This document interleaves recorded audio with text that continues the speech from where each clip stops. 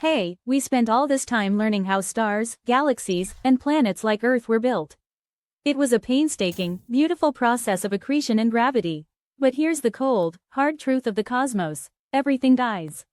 And planets? They can be demolished in a terrifying number of ways. This is the start of our destruction series, and we're starting right here at home. Forget global warming for a second, that's a slow burn. We're talking instant, apocalyptic destruction on a cosmic scale. One of the most spectacular ways a planet can die is by a stellar catastrophe. If you're a planet orbiting a massive star, you're in for a rough ride.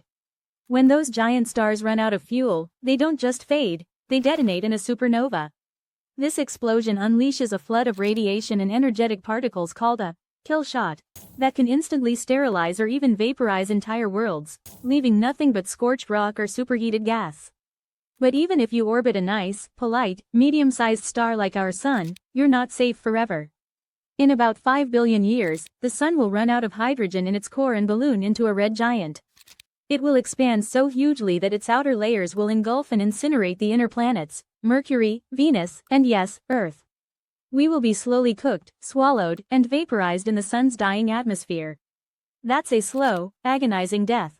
Okay, but what about the destruction that doesn't involve your own star? Planets can be destroyed by brute force.